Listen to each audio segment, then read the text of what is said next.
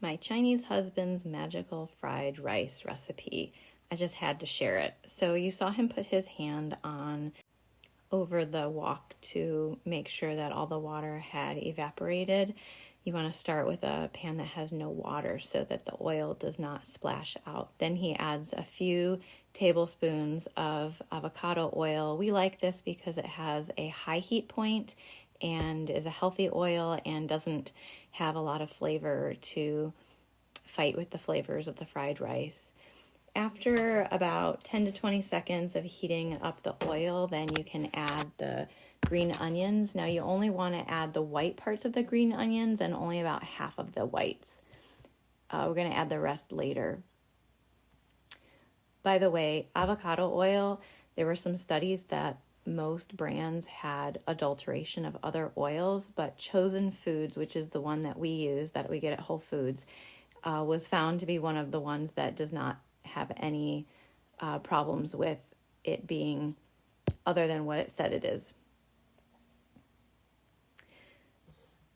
So he's stirring almost continuously this whole time. You're going to stir this first part of the scallions. There were about 5 scallions for about a minute, and then he's going to add the ground lamb, and we like to get as natural as possible.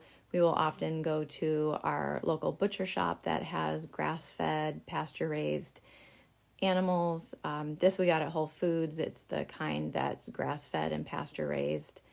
And if they give us a choice, we take the one with the higher fat content because grass-fed beef fat has wonderful things in it, like omega-3s, of course, but also CLAs, conjugated linoleic acids.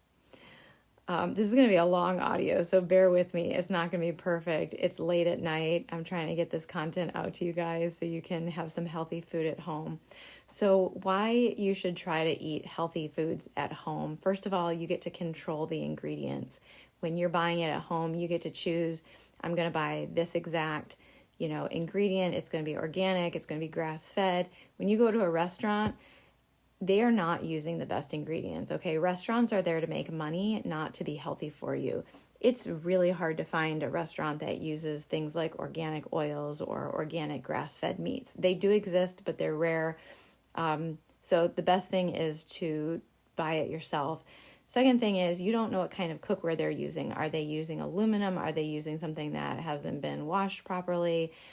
You want to use your own cookware so you can minimize that. Of course, not to mention, other risks of contamination. I'm not worried about that so much, but just in general, you're going to have, and oils. Oils is a huge thing. What kind of oils are they using? Most restaurants are going to be using some kind of vegetable oil, meaning vegetable seed oil, which is high in omega-6s and, not great for your health to cook in. Really, the best thing to cook in is pork lard and butter. I mean, they just are, and they taste the best. So if you're not going to be using pork lard or chicken schmaltz or butter, then we like to use the avocado oil because it, as I mentioned, is very healthy. It's higher in monounsaturated fats, also called omega-9s, which are more neutral for inflammation, whereas omega-6s are more inflammatory, and it has a high smoke point, which is what you want. So you don't want to use olive oil for something like wok cooking because it will get too hot and smoke. And besides smelly, that's not good for your health to have those fats oxidize. And the avocado oil is nice because it doesn't really add a strong flavor to the food, unlike coconut oil, which also has a nice high heat point and is also a healthy oil, but has a strong flavor, which if you like it for a certain dish, like if you're making a coconut curry, then a coconut oil is going to be fantastic. I make this other dish with quinoa and coriander, and the coconut oil is really nice. But for general dishes, if you don't want it to have a flavor, we like avocado oil. Around now, which is about 3 minutes after we added the ground lamb, he lowered the heat to medium and continued to stir and cut it, which he does because the wok heats unevenly, especially because we're using stainless steel, so you want to keep stirring it around to get the heat distributed evenly.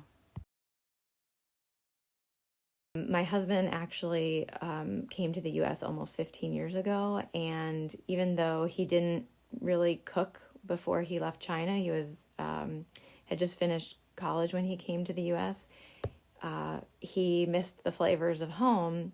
His parents were kind of better than average cooks. They're not like professional chefs, but maybe 75%, kind of better than the 50% average. And so he started teaching himself how to cook on YouTube.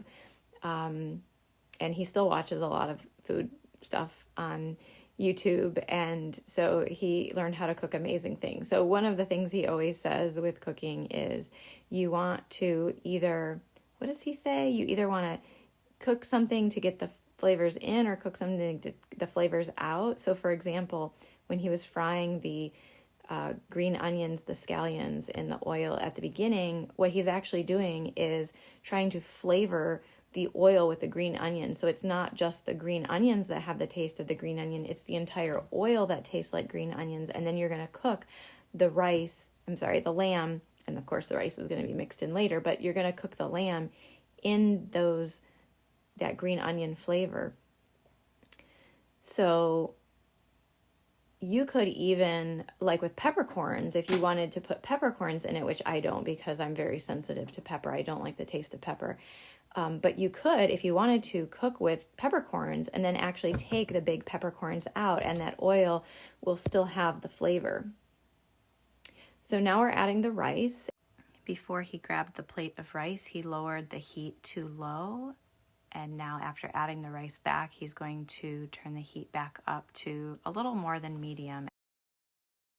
It's usually very important in Chinese cooking that you use rice that is day old, or we speed it up sometimes by, you saw we had a whole big plate, so we put the cooked fried rice, we put it on the plate and we left it to sit out. It was probably sitting out for, 15 to 20 minutes before we made it. So it dries out a little bit, and that helps for the, I don't know the chemistry of it, but it does make a much nicer texture where it's that little more dry, not overly dry, but because the rice is going to pick up some of the oil, but it keeps it from getting mushy, I guess is the best way of saying it.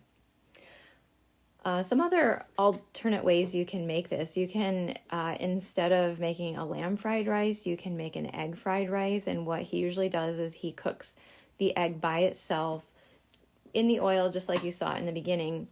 But then after the egg is cooked, kind of like a scrambled egg, then you take out the egg, restart the wok with new oil, and then you do the green onion part and the rice part, and then you would add the egg back in after that's kind of all put together. Another thing that he used to do, which he doesn't do for this dish now, but with the egg fried rice, he will add cilantro stems, not the leaves, just the stems, and cut them really small. It adds not only the flavor of the cilantro, if you're one of the 90% of people who probably really like it, but it also adds a nice crunch to it. I should say one of the benefits of using day-old rice rather than freshly cooked rice like we did is that when you refrigerate white rice for 24 hours, it increases the amount of resistant starches by almost 3 times, according to one study done in 2015 in China. Asian Pacific Journal of Clinical Nutrition. The benefits of resistant starches are that it improves gut health because it feeds the good bacteria, which can prevent constipation, protect from cancer, give you better blood sugar control, lower cholesterol, improve your insulin sensitivity, and decrease gas formation. So you can see now he added the rest of the green onion and about a half tablespoon, maybe 2 teaspoons, 2/3 of a tablespoon of salt. We use Redmond's real salt, which is from Utah, the Great Salt Lake, and it's just got a really nice flavor and lots of good minerals, which is especially important if you are drinking distilled or reverse osmosis water. Okay, you're about to see the first of 2 secret ingredients. Now this one is not so secret because most Asian chefs know to add some kind of umami flavor. We're using red boat fish sauce. So any kind of fish sauce, oyster sauce, MSG. The reason we like red boat fish sauce is because it's very healthy. It's pure. It's really just anchovy sauce. I've tried before making the same exact dish without the fish sauce, and it just tastes bland. It's like a magic sauce. Now here's the second of the 2 secret magical ingredients. This is the ground cumin, and we added about 1 1/4 tablespoons, or about 1 tablespoon and 1 teaspoon. And this is something new that we've only been doing the past few years, but it just has such a special flavor. If you're used to cooking with Indian flavors, maybe this is going to seem bland because we're only using cumin and not a whole bunch of other spices. But if you're used to regular Chinese cooking, it's very, very special. And every time he makes this dish, we just devour it right away, including our son, who's a toddler. So here's our finished rice. It looks delicious. We're going to show you a close-up. And if you liked this, please subscribe or follow us. We're on YouTube, Facebook, Instagram, and TikTok. Happy eats.